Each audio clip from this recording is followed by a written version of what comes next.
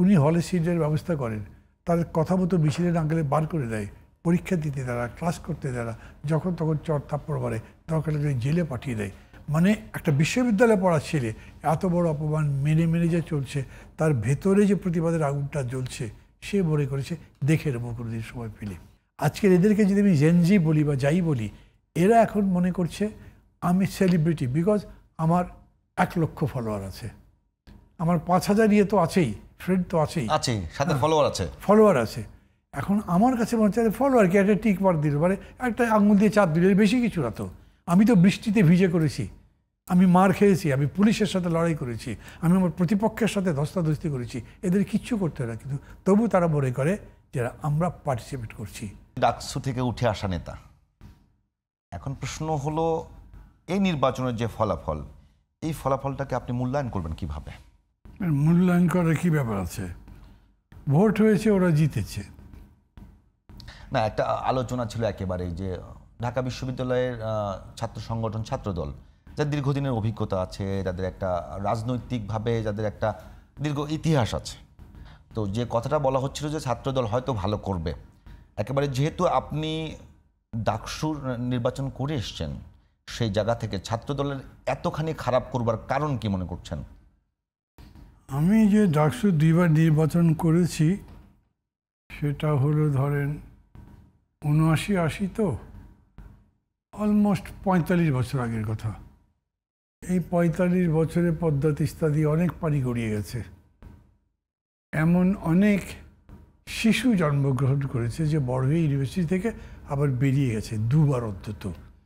45 বছর ইউনিভার্সিটি থেকে বেরোতে ধরেন 23, 24, 25 বছর আগে, এটা গড় করে বললাম। এর মধ্যে আপনি অন্তত 2টা বা 3টা প্রজন্মকে চিহ্নিত করতে পারবেন। প্রজন্মের ব্যাপারটা আমার কাছে খুব ইন্টারেস্টিং, ইম্পর্টেন্ট এবং ইন্টারেস্টিং। এই যে দেখলেন না নেপালে আবারও সেই জেনজি, তারা সরকারকে উৎখাত করে দিল দুর্নীতির বিরুদ্ধে লড়াই করে।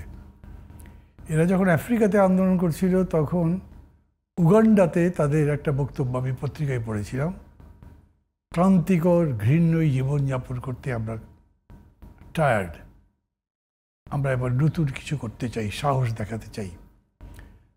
এটা আমি পড়ছি কখন, যখন ঢাকাতে আমাদের ছাত্ররা, তাদের নেতৃত্বে বাংলাদেশের জনগণ মানে অকুত ভয়ের সাহসে শেখ হাসিনাকে দেশ ছেড়ে পালিয়ে যেতে বাধ্য করলো। আমার মনে হলো যে উগান্ডার ওরা যেটা বলেছিল যে তারা সাহস দেখাবে, ওরা হয়তো দেখিয়েছে, আমি দেখিনি, আমি ওটা খুব ফলো করিনি, কিন্তু বাংলাদেশের এই জেনজি যে দেখালো সেটা তো দেখলাম। ওরা দেয়ালে টেয়ালেও কিন্তু ওই জেনজির কথাবার্তা লিখেছে।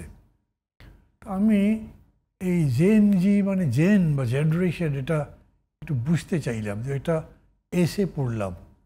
এখানে দেখলাম যে ওইসব দেশে কী হয়, ধরেন প্রায় একই রকম বৈশিষ্ট্য সম্পন্ন একটা সময়ের মধ্যে একটা মানব গোষ্ঠীকে, এসেনশিয়ালি তারা ইয়াংই বটে, তাদেরকে একটা প্রজন্ম বলা হচ্ছে। সেটা কখনো 20 বছর হতে পারে, কখনো 25 বছর হতে পারে।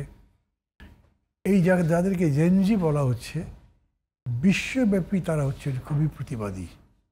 ওই যে বলে আমরা সাহস দেখাতে চাই, এবং যে জীবন আমরা যাপন করছি তাতে আমাদের ক্লান্তি ধরে গেছে, আমাদের অসম্মানজনক মনে হয়, তো তারা তো এই বিদ্রোহটা করেছে।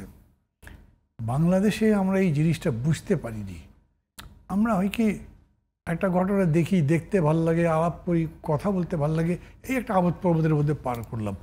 ওর মধ্যে একটা অনুসন্ধিৎস মন নিয়ে ওটা বোঝা, ওটা কোথা থেকে কিভাবে আসলো, এগুলো নিয়ে খুব বেশি চিন্তাভাবনা হয়তো করি না। যদি করতাম তাহলে দেখতাম, ধরেন 15 বছর ছিল ওই স্বৈরাচার, আর 16 বছরের মতো, শুরু থেকেই প্রায় লাগাতার আন্দোলন তার বিরুদ্ধে হচ্ছে, কিন্তু আমরা সাহস দেখাতে পারছি না। বিশাল বিশাল সমাবেশ, মানুষ নদী সাঁতরে আসছে সমাবেশে যোগ দিতে, মানুষ শীত টিত বাঁধছে না, ঘাসের উপর শুয়ে থাকছে রাত্রেবেলা, সব বাস ট্রাক বন্ধ থাকছে, তারপর আসছে। কিন্তু ওই যে লড়াইটা করা, সাহস দেখানো, ওইটা পারলো না, ওইটা এই শিক্ষার্থীরা পারলো, এই জন্য ওরা জিতলো। তো ধরেন তারা এই জীবনকে ক্লান্তিকর মনে করেছে, বিরক্তিকর মনে করেছে, ঘৃণ্য মনে করেছে। বিশেষ করে শিক্ষার্থীদের কথা যদি বলেন, তো ও তো হোস্টেলে ভর্তি হতে চাইলেই তার বড় ভাইদের সালাম করতে হয়, তাকে প্রোটোকল দিতে হয়।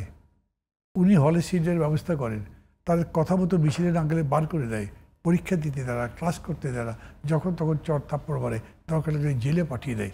মানে একটা বিশ্ববিদ্যালয়ে পড়া ছেলে এত বড় অপমান মেনে মেনে যে চলছে, তার ভেতরে যে প্রতিবাদের আগুনটা জ্বলছে, সে মনে করেছে দেখে নেবো কোনোদিন সময় পেলে। এবং খেয়াল করবেন এই জায়গাটায় আমাদের ধরতে অসুবিধা হচ্ছে। এইটা যখন করেছে তখন এই সময় যারা ক্ষমতায় ছিল শুধু তাদের ব্যাপারে না, যখন বুয়েটে আবরার মারা গেল, মেরেছিল কারা? আওয়ামী লীগের যারা, কিন্তু তারা দাবি তুলল ছাত্র রাজনীতি চাই না।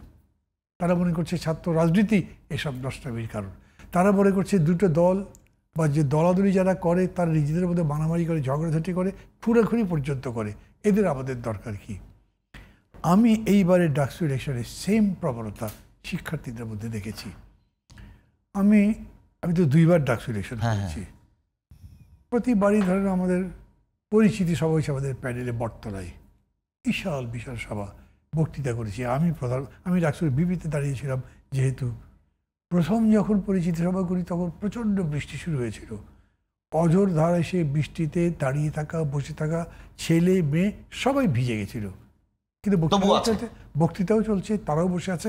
আর করিডোরে যে শিক্ষার্থী আছে, শিক্ষকরা আছেন, তারা দাঁড়িয়ে দাঁড়িয়ে শুনছেন, হাততালি দিচ্ছেন। আমি 3 দিন আগে বিশ্ববিদ্যালয়ে গেলাম। আমার খুব আকাঙ্ক্ষা, এত বছর পরে বিশ্ববিদ্যালয়ে ভোট হচ্ছে, তাও আবার এই ফ্যাসিবাদের পতনের পর আমি তো যেতে পারবো, কথা বলবো, বক্তৃতা করবো, মানে I will participate this election campaign. কিন্তু এটা না করা হলো, এটা করতে পারবেন না। তারপরে বিশ্ববিদ্যালয়ের শিক্ষক নেটওয়ার্ক আমাকে ফোন করে বললো যে না, কোনো ক্যাম্পেইন নয়, এমনি স্মৃতিচারণ করার জন্য আসেন। গেলাম, গিয়ে দেখলাম সর্বসাকুল্যে আমি গেছি আর ডাকসু জিএস মোস্তাক গেছেন। আমাকে একা দাওয়াত করেছে, তারা সব বিবিজিএসকে তারা দাওয়াত করেছে সম্ভবত। তো উনি আমরা দুজন যাবো, ধরে যে 50-60 জন মানুষ, ছাত্র শিক্ষক মিলে, ওদের এটা প্রতি কোনো আকর্ষণই নেই। খেয়াল করেন কত বড় কথা। এখনও আমি আমার এলাকায় একটা জনসভা করব, তার জন্য একটা লিফলেট দিলেই যথেষ্ট, 17,000 পেয়ে যায় লোক। এখনও যদি মোস্তাক তার এলাকায় যায় কত রকম হয় আমি জানি না। এখনও আমাদের কথা শুনে বক্তৃতায় লোক আসে, কিন্তু ইউনিভার্সিটি সবচেয়ে বেশি শিক্ষার পিঠ ও সবচেয়ে উঁচু, সেখানে ওরা কেয়ারই করছে না। আবিদ আসলেন, ভিপি ক্যান্ডিডেট ছাত্র দলের, তার নিজের বক্তৃতা করবার পরে আমাকে এসে সালাম টালাম করে বললেন, ভাই আমাকে একটু যেতে হবে, একটা ক্যাম্পেইন, বোঝেন তো আজকে রাত্রেই শুধু ক্যাম্পেইনে জড়ে আছে। সব প্রার্থী তার দলবল নিয়ে ক্যাম্পেইন আছে, এইখানে কেউ নেই। আমি বললাম আমি বক্তৃতার জন্য আশেপাশেরা কয়, এখন হলো আপনার নেটের যুগ, এখন এইসব বাটে শুনে কেউ বক্তৃতা শুনে, তাই এখন তো সব নেটে দেখে, অনলাইনে অ্যাক্টিভিটি চলছে। আবার বলছি চেঞ্জটা দেখেন, আজকের এদেরকে যদি আমি জেনজি বলি বা যাই বলি, এরা এখন মনে করছে আমি সেলিব্রিটি, বিকজ আমার 1 লক্ষ ফলোয়ার আছে, আমার 5,000 ইয়ে তো আছেই, ফ্রেন্ড তো আছেই, সাথে ফলোয়ার আছে। এখন আমার কাছে মনে হচ্ছে ফলোয়ার কি একটা টিক মার্ক দিল, মানে একটা আঙুল দিয়ে চাপ দিল, বেশি কিছু না তো।